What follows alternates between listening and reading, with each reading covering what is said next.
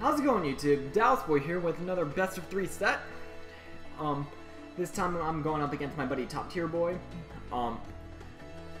Prior to this, I really wanted to battle him because outside of one mock that he needed for the NBL,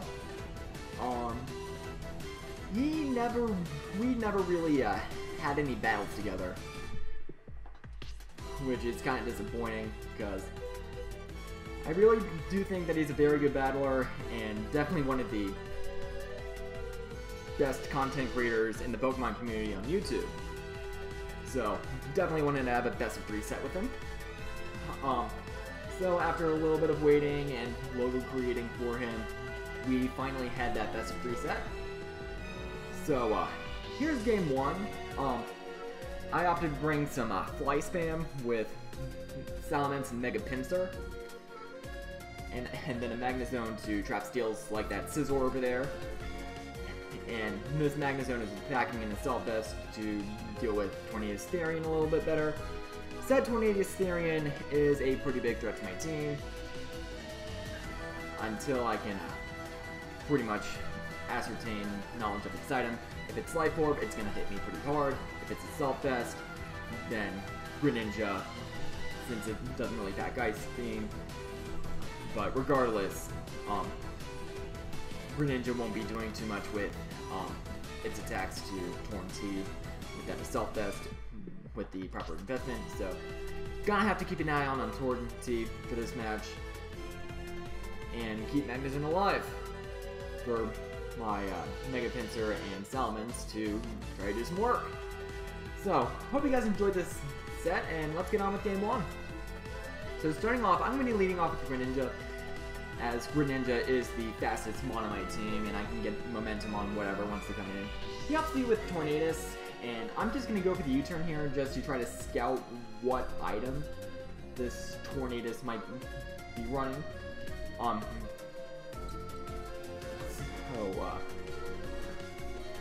Yeah, that's pretty much what I went for U-turn, get a little bit of momentum, and try to scout for an item.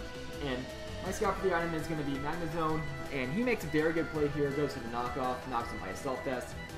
And I don't see Life Orb damage here, so this pretty much confirms to me that this isn't an Assault Vest Landorus-Therian. Could also be Supersonic Sky Strike. But then again, he also has Tapu Bulu, which could be Fight ENZ. It could be a myriad of things, but I'm assuming Assault Vest on this Tornadus. So here I'm kind of thinking that he could be carrying the Superpower or the Heat Wave. My gut instinct suspects Superpower, so I'm gonna be switching to my Landorus-Therian here, as he goes for the U-turn and gets some Rocky Helmet damage off on him. I pretty much went out and yeah, and another bit of a benefit to me going on to Landorus here, I can kind of chip away at this Tornadus a bit with some Rocky Helmet and probably get my rocks at some point.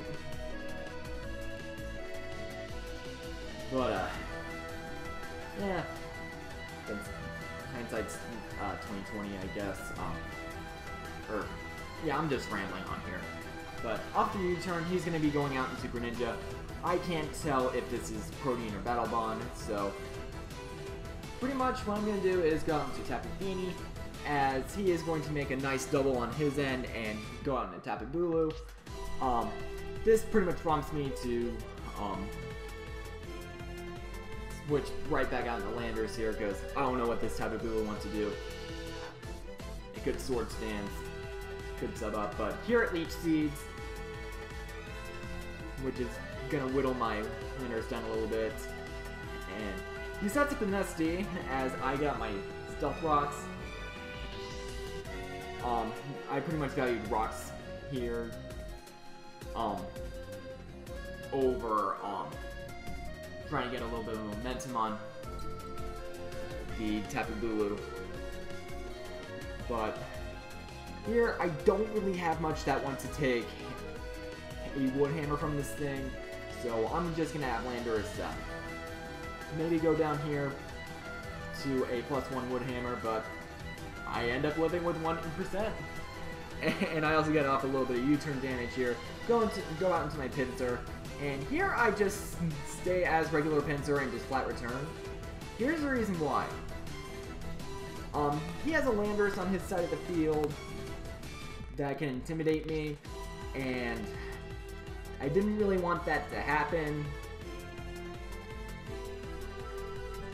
with my Mega Pincer, or my Pincer already being Mega Evolved and having to take an Intimidate here. So that's pretty much the thought process on me not getting off the Mega here. I am Hypercutter Pincer at this point. And as you see, this is actually going to pay a few dividends. Because right now he's going to be going out in the Landorus-Therian here. And thanks to the Uppercutter, the Intimidate fails. And I'm just going to nail this Landorus with the return. And it just... Whoops. Sorry about that. The Landorus just flat out dies. And thanks to that, he isn't going to be getting up rocks on my side of the field, which is definitely going to help out the Salamence, and I can pretty much save Landorus as a sack here. So right now, out comes Tornadus once again, and here I'm just going to be using Landorus as a sack as he goes to the Heat Wave and takes me flat out. And now I'm going to be sending out my Salamence. I'm going to be sponging this Hurricane. And I can just nail whatever with a Dragon Claw here. He opts to go out into his Scizor, which, as you'll see, is going to be Mega Scizor. And I can just follow the Dragon Claw with Supersonic Sky Strike and take that threat right out. So things are looking a little bit better for Mega Pincer to do some damage here. Could have been Salamence, but there we see that this Garchomp is Choice Scarfed. So, if you kind of look at his team, I can pretty much have Tapu Fini pretty much use that as a win con.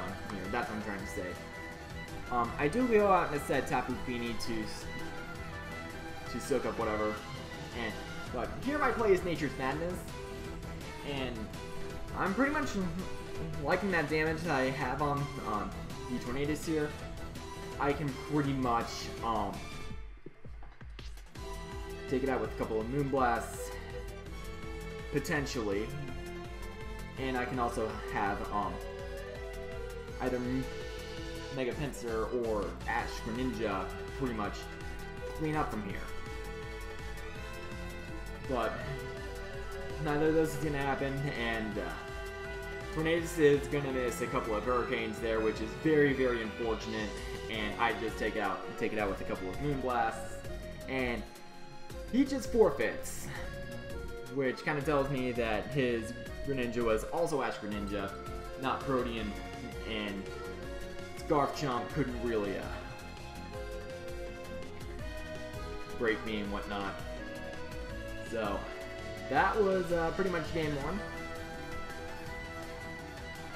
Sorry about the hacks there, and here we have game two. The origin around the team I brought for game two was I was trying to look for some teams to use,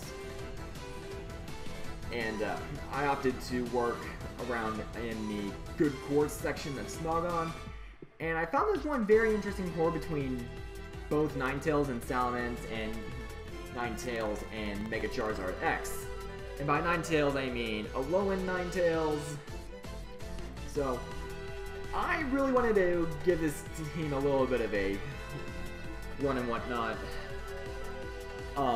As you can see, no hazard control on this team, so kind of keep that in mind for this game. I am kind of looking at Metagross as a pretty big threat, and Keldeo as an equally big threat. Choice Scarf Keldeo can kind of mow through this team if I'm not careful. So, gonna have to keep an eye out for that. So, anyways, here's game two. starting off, I'm going to be leading off with Tapu Koko. Again, fastest thing on the team. And I can just get momentum on whatever he wants to bring out. And he leads off with Heatran. I kind of have a pretty favorable matchup to just gain momentum in whatever way possible. I like to go for U-turn here, as he sends out Landorus-Therian here. And I could have, yeah, the 8 SPIs would have been a little bit too ballsy.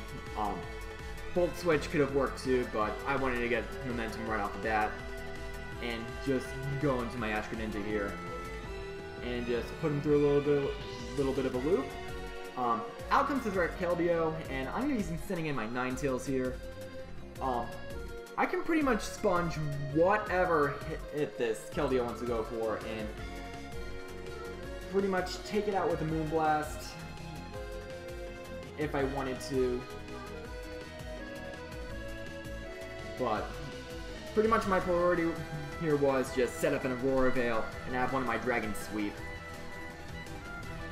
So, here he actually goes out with Tapu Fini, which this kind of confirms that his Keldeo is Choice Scarf for me.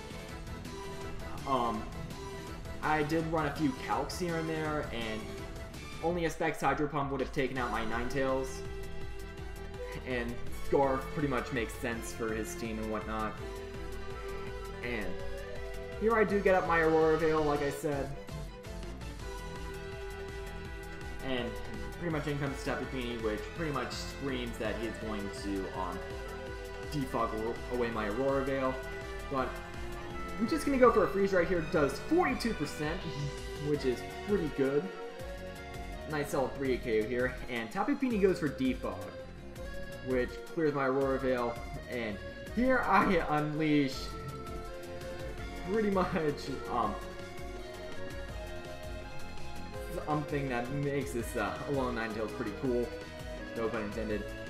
I pretty much encore the Tapu Fini into Defog instead of him getting any damage on me with Nature's Madness, Moonblast, whatever.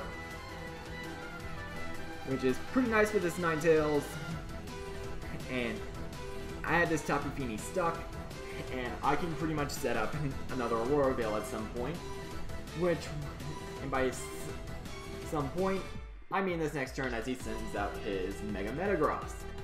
And I'm just going to flat go into my Mega Charizard X here, as he goes, or he doubles into Tapu Fini. Unfortunately, I don't pack the Thunder Punch on this set. I'm DD, Flare Blitz, Dragon Claw, Earthquake for Heatran. I could change the Thunder Punch, I could change his Charizard to Zygarde to help mitigate rocks a little bit. But since his Tapu Fini is at 65%, pretty much what I'm thinking of, since I have the Aurora Veil on me and he's obviously going to defog, I'm just going to go Mega here and just get off an Earthquake. It does 27%, which is kind of disheartening, and he's just going to defog away my Aurora Veil.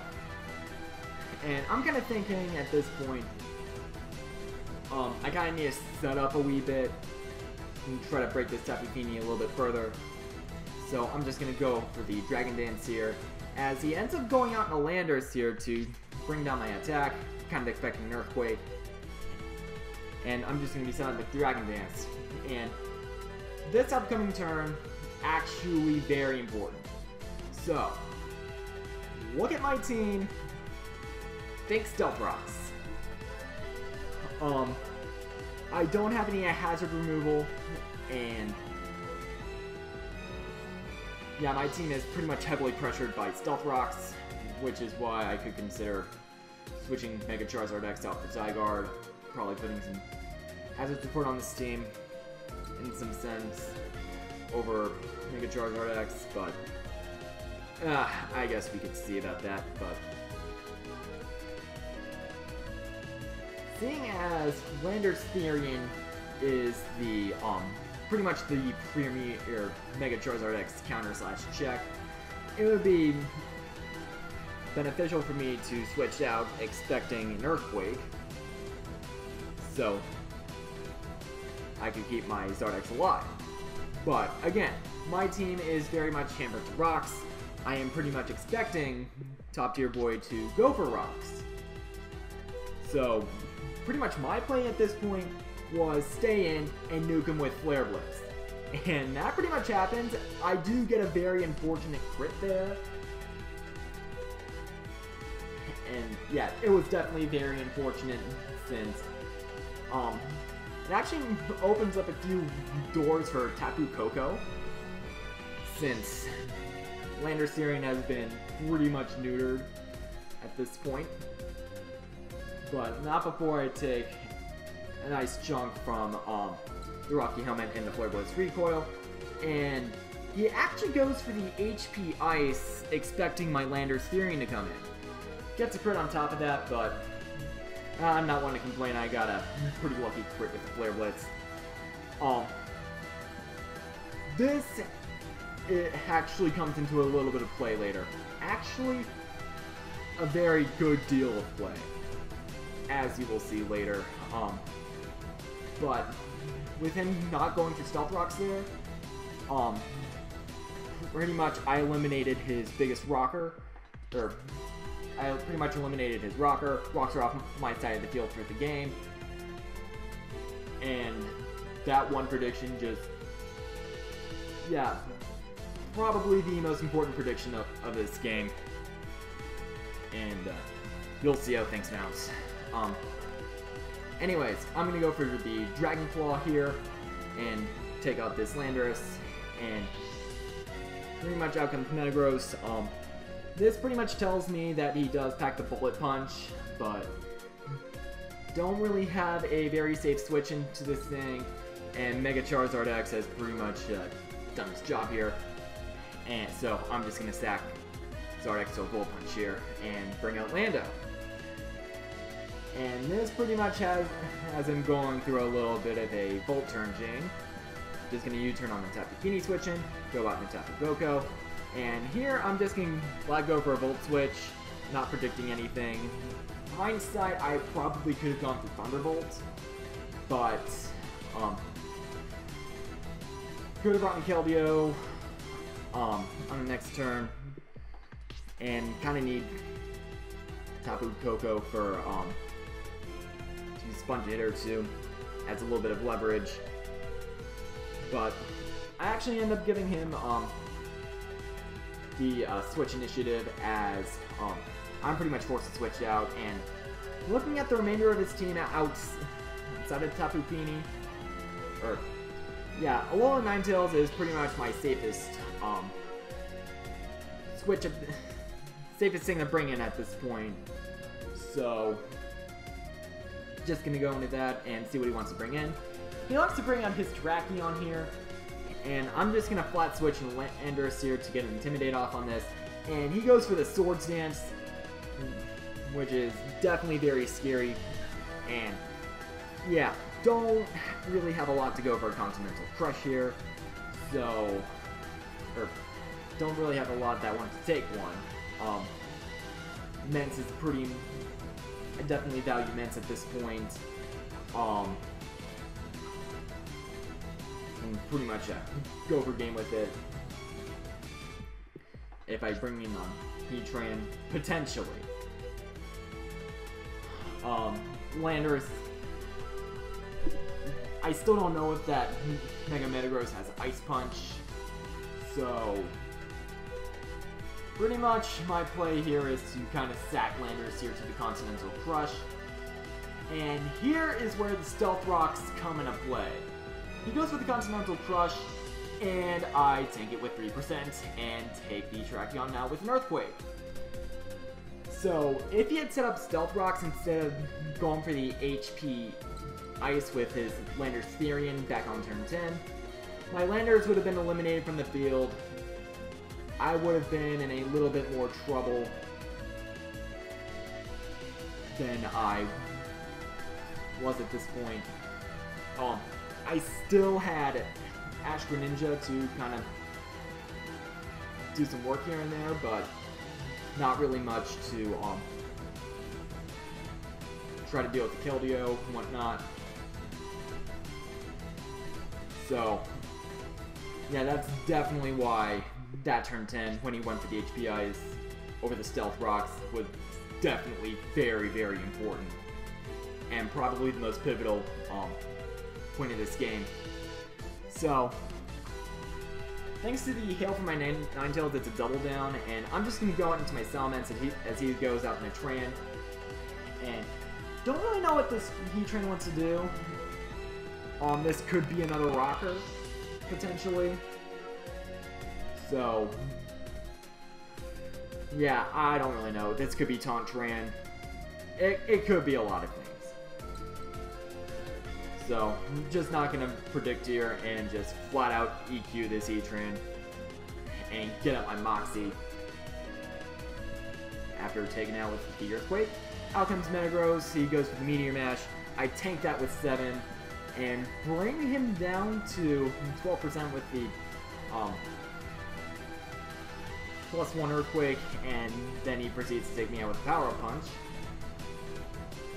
And now I feel like it's pretty safe to bring out Ash Greninja here. And, yeah, Ash Greninja was pretty much the best thing that I had to take a +1 Bullet Punch.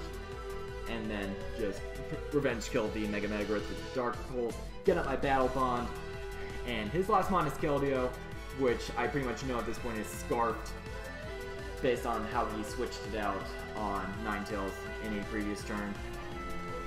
So I'm just going to be leaving in Greninja as Death Fodder to safely bring out either Tapu Koko or Ninetales. And goes for the Hydro Pump there, does 45, and specs Battle Bond Dark Pulse, going to be giving him a Justified boost as well as doing about 43%. And now out comes Lil and Ninetales, and I did know that I was going to live this hit earlier. I ran a Cal. If he's Scarf Keldeo, it does about 70-ish% max. I'll leave an annotation kind of explaining that. And then I can just pretty much take him out with Moonblast. But he ends up missing his Hydro Pump, unfortunately, to just rub some salt in the wounds, and Alolan Ninetales is just going to wrap up the game with Moonblast. So, pretty much took the series 2-0. And what I had to take out of this was definitely proud of how I played that turn 10. I knew that rocks were pretty hazardous, no pun intended, to my team. And I kind of needed to just break that Lando a bit. I did get a very unfortunate crit, but tis the game of Mons. There is some luck involved in this game and whatnot. But definitely a prediction that paid off for me in the long run. Very much in the long run. The game would have been so much different if he had gotten rocks up with Landorus. Probably would be looking at a game 3.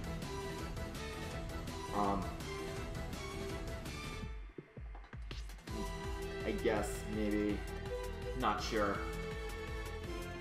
But, so much. There's only so much you can do with the game of Pokemon. So, hope you guys enjoyed the set. Rate, comment, sub, and I will see you guys next time.